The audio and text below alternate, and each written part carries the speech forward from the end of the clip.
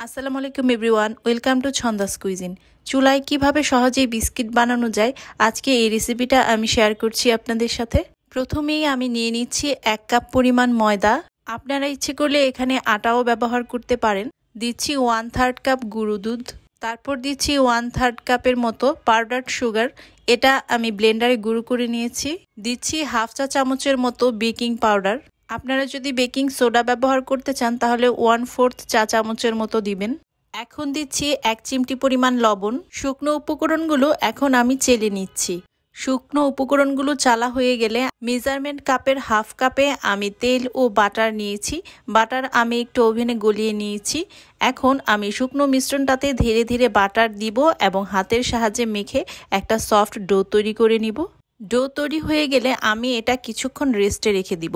রেস্টে রাখবো 10 থেকে 15 মিনিটের মতো। অন্যদিকে আমি একটি স্টিলের প্লেট নিয়েছি। প্লেটে আমি একটু তেল ব্রাশ করে নিচ্ছি। এখন ডো থেকে অল্প করে নিয়ে আমি হাতের সাহায্যে একটু গোলাকার শেপ দিচ্ছি। আপনাদের কাছে যদি কুকিজ কাটার থাকে তাহলে আপনারা একটু চপিং বোর্ডে রেখে বেলে তারপর কুকিজ কাটার দিয়ে কেটে নিতে পারেন। এখন আমি হাতের সাহায্যে একটু গোলাকার শেপ দিচ্ছি। এভাবে আমি সবগুলো বানিয়ে নিচ্ছি। এখন আমি একটি বাটিতে নিয়েছি ডিমের কুসুম, সাদা অংশ থেকে আলাদা করে নিয়েছি। দিচ্ছি সামান্য একটু চিনি, তারপর একটি ব্রাশ দিয়ে আমি কুসুমটা ফেটিয়ে নিয়েছি। এখন বিস্কিটগুলোর উপর আমি ডিমের কুসুমটা অল্প অল্প করে ব্রাশ করে দিচ্ছি। এই কুসুম ব্রাশ করে দেওয়ার কারণে উপরে সুন্দর একটা কালার আসবে। উপরে ডেকোরেশনের জন্য আমি দিয়ে দিচ্ছি সিসেমি সিড বা সাদা তিল। আপনারা বাদাম গুঁড়ো দিয়েও ডেকোরেশন করতে পারেন। অন্যদিকে আমি মোটা তল বিশিষ্ট একটি হাঁড়ি নিয়েছি। হাঁড়িতে কাগজ দিয়েছি, তারপর স্টিলের প্লেটটা বসানোর জন্য একটি রিং দিয়েছি। তারপর ঢাকনা দিয়ে ঢেকে চুলার আঁচ বাড়িয়ে 10 মিনিটের মতো আমি এটা প্রিহিট করে নিচ্ছি। 10 মিনিট পর আমি ঢাকনা উঠিয়ে এখন স্টিলের প্লেট বসিয়ে দিচ্ছি।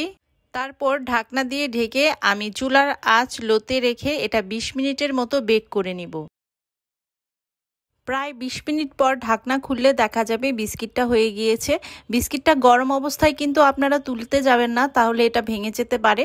একদম পুরোপুরি ঠান্ডা হওয়ার পর আপনারা এটা ছুরির সাহায্যে নিচ থেকে তুলে নেবেন।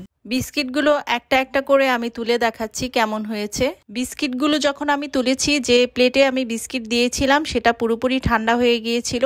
একটা বিস্কিট আমি একটু ভেঙে দেখাচ্ছি। একদম পারফেক্ট ভাবে বিস্কিটটা হয়েছে।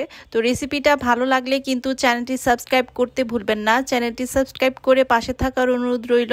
সবাই ভালো থাকবেন, দোয়া করবেন। আল্লাহ হাফেজ।